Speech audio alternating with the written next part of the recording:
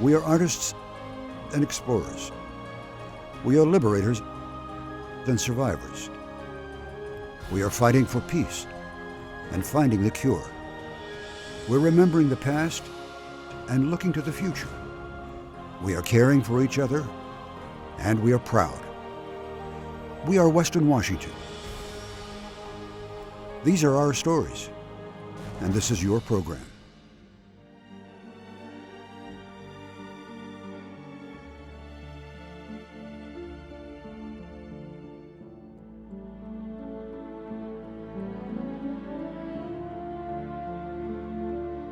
World War II took the lives of nearly 500,000 U.S. soldiers, leaving behind well over 183,000 fatherless children. For many of these children, the price of freedom was growing up without having ever met their fathers.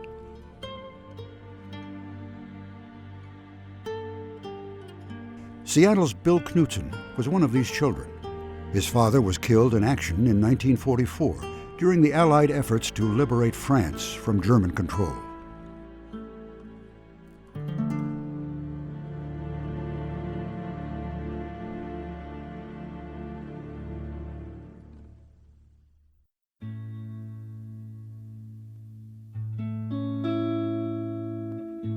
Saturday morning, April 14th, in 1961, a day after my 18th birthday, my mom said, "Bill, I need to tell you a story."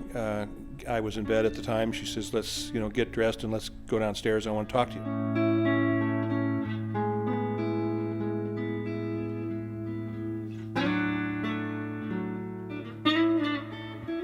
At that point, my life kind of turned upside down, and I learned that my father, or the only father I'd ever known, Bob Knutson, was in fact my stepfather. And that my real father was a guy named William B. Cuthbert, who had died in the Second World War.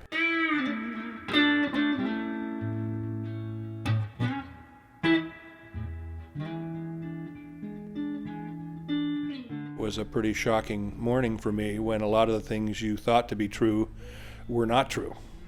So I was a little bit taken aback, as you might expect.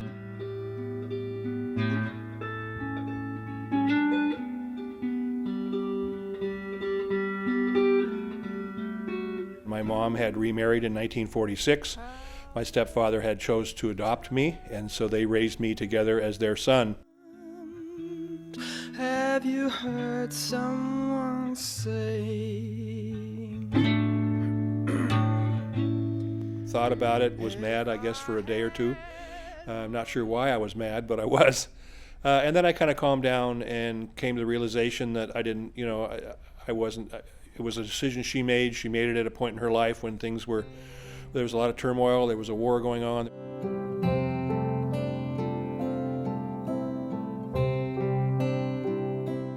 I came to love my stepfather even more at that point in time.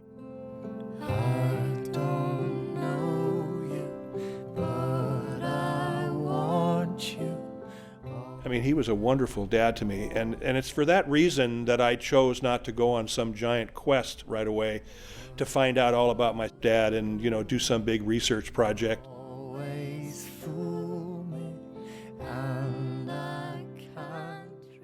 I really felt like I needed to honor him and appreciate what he'd done.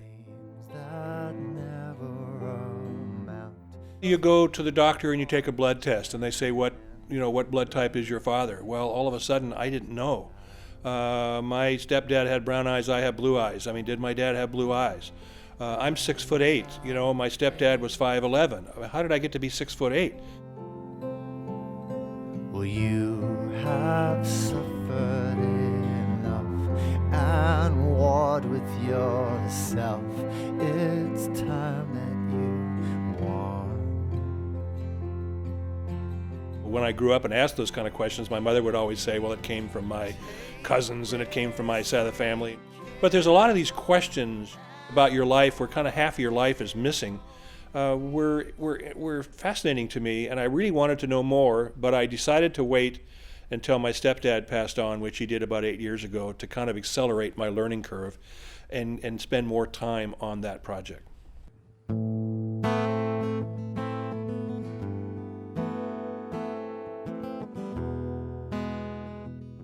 I learned over the course of the last few years that my dad was buried at the American Cemetery in Normandy, France. So at that point began a journey that's been going on now ever since. Located in Colville-sur-Mer, Normandy, France, is a cemetery and memorial that honors the American soldiers who died in Europe during World War II. France has granted the United States a special perpetual concession to the land occupied by the cemetery. So the men buried there are, in fact, buried on American soil. The U.S. government manages this property, and the U.S. flag flies overhead. The cemetery is located on a cliff overlooking Omaha Beach and the English Channel, the site of one of the D-Day invasion landings. The graves all face west, towards the United States. The cemetery is the final resting place of 9,387 American soldiers. The names of 1,557 Americans who lost their lives in the conflict but could not be located are inscribed on the walls of a semicircular garden at the east side of the memorial.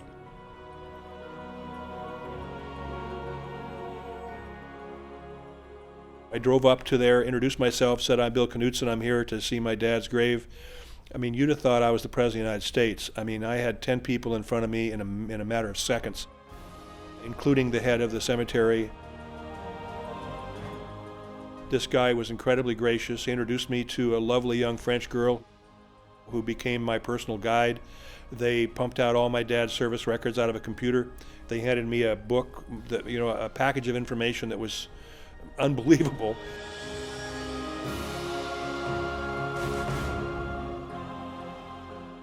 Put me in a golf cart and drove us right to my dad's grave.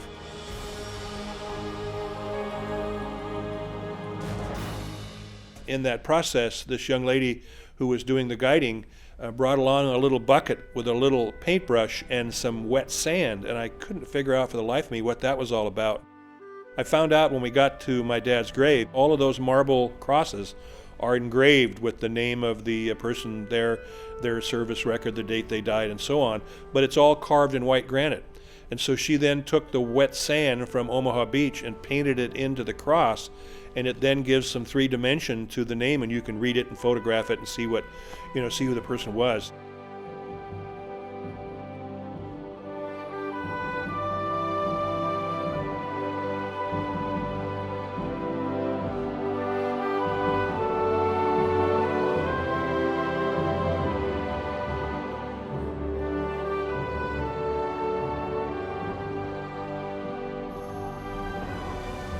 Well, I think that most of us get our World War II information from movies, or we'll read a book once in a while, or we'll hear a story at a Christmas party or a family gathering, but I'm not sure it really sinks in. I'm not sure it did with me. But when you walk like the Normandy Cemetery and you look at 9,000 crosses, all of a sudden the Star-Spangled Banner and the Pledge of Allegiance and some of these things start to have a lot more meaning to you than they ever had before. It kind of brings it all home and makes it real. And in my case, learning more about my dad and learning more about the guys that served with my dad has really, made it important to me when I go to a Mariner game and, and we're doing, some sort of military salute, and I see those knuckleheads that won't take their caps off. I now find myself walking down there and saying, "Would you please take your cap off, sir?" It all has come to life for me and become much more important.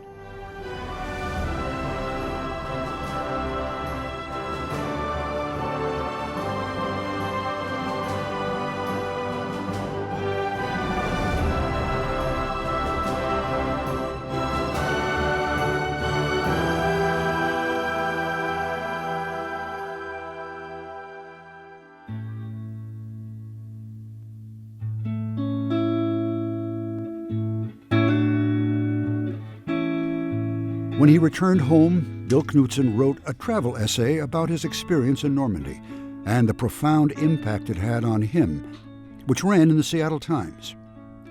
He ended the article by saying, "Rest in peace, Dad, and thank you for sacrificing your life so that others might live peacefully and free."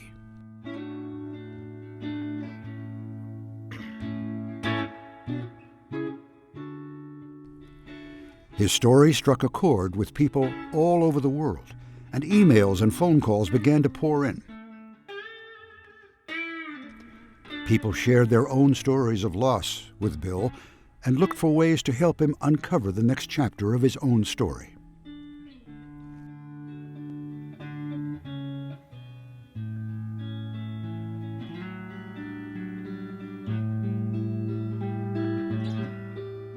I got contacted by a man from France who is the police chief in Normandy, who told me that he and a group of 3,000 French people would like to adopt my father's cross and put flowers on my dad's cross every year on Memorial Day for the next 25 years. And then he asked me to give him some more information on my father's death and how he died. Well, our family didn't know how he died. And so we knew he died on April 20th. We knew his B-24 Liberator bomber named the Fascinating Lady was shot down on April 20th, but that was about the extent of it. So he said he and some friends of his would look into it. But little they know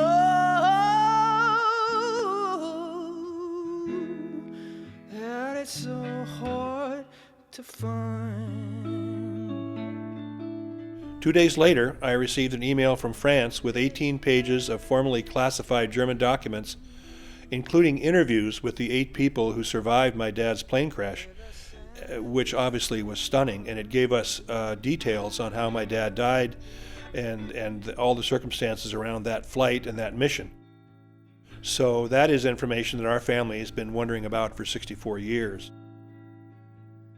On April 20th, 844 planes left seething England with a goal of going over northern France and bombing all of these rocket sites where they were sending rockets out of France over England and over London. A friend when you're lonely, or a peace to your soul.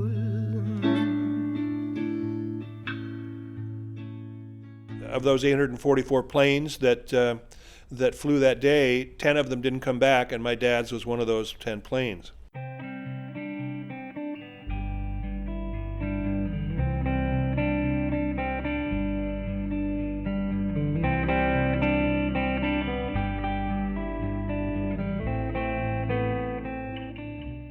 The plane was hit by flak, and it knocked out the engine number 3 and number 4 on the right wing. And so in that process, the plane started to spiral down, and so the captain gave instructions for everybody to abandon the plane. Father, he enjoyed collisions, others walked away.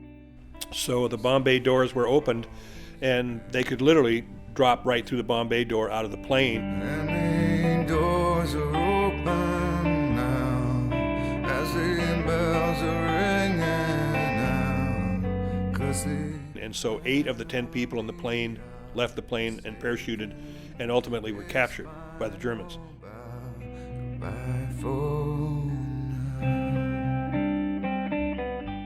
The nose gunner was trapped, a fellow by the name of Kaczynski. And my father, who was the second to last person in the plane, realized the nose gunner hadn't jumped. So he stayed and made a decision to stay on the plane and go see if he could find the nose gunner and get him out of there, and was not able to do so. And so in 2.5 minutes later, that plane crashed, and my dad and the nose gunner lost their lives. Now the man of the hour is taking his final bow. As the curtain comes down, I feel that this is just goodbye for now. I had tears in my eyes because I always had respected what he did, and he was certainly a hero to our family for giving his life. But we never had any idea that he had also gone the extra step of trying to save one of his fellow flyers in the process of giving his life. So he was even more of a hero than we had originally thought.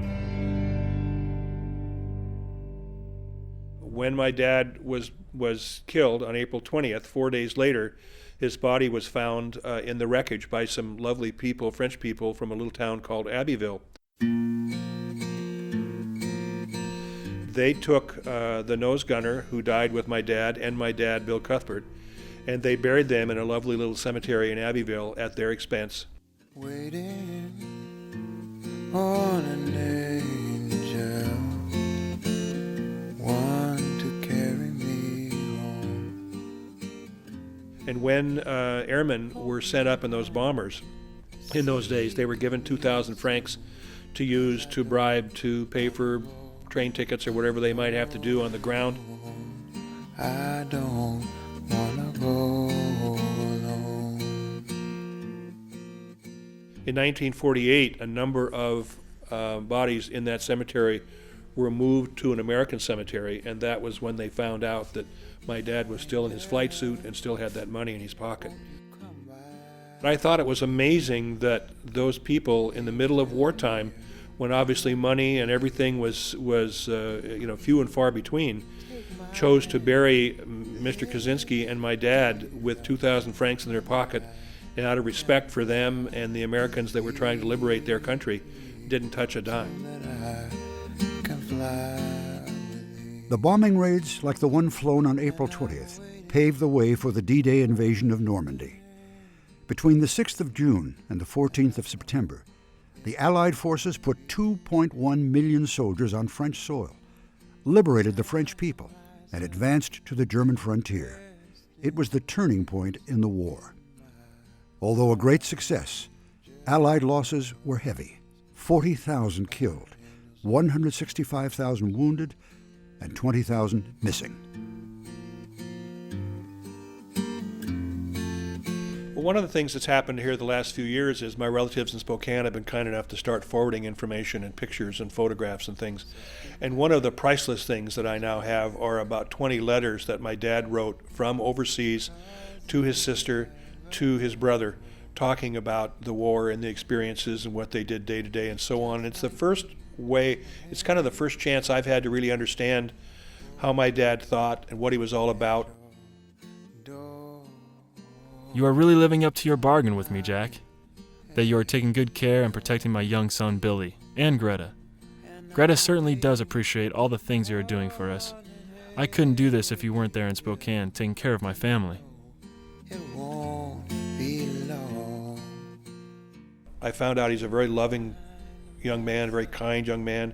He wrote beautiful, beautiful 14, 16-page letters to his brother that were just delightful, and sent money to his brother to make sure that his brother bought flowers for his wife.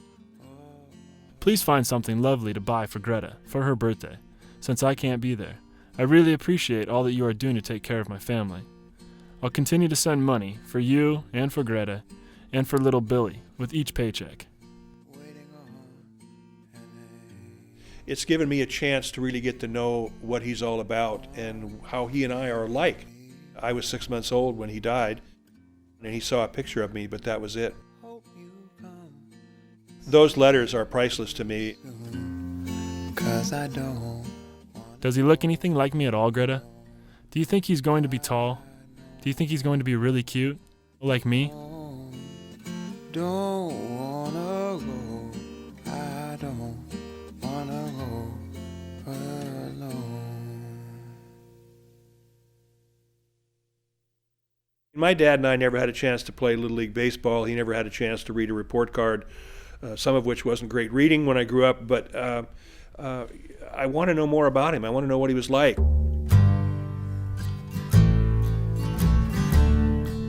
I'd love to know more about how he met my mom, how they fell in love, all those details that most kids know about their mom and dad that they hear over a Christmas dinner or at a birthday party or a family reunion.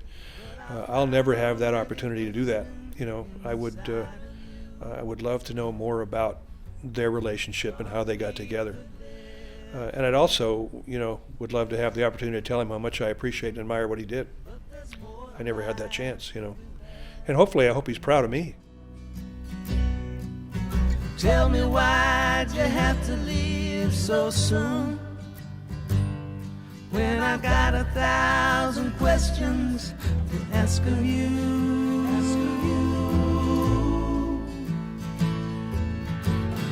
Will I see you in heaven?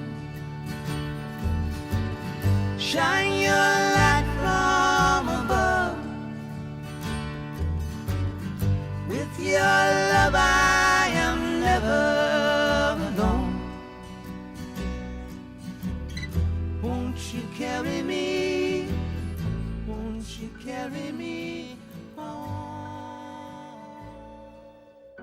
When there's nowhere else to run, is there room for one? Thank you for joining us tonight on Full Focus, Western Washington's only weekly documentary series. Please visit us online at www.kbtc.org/full focus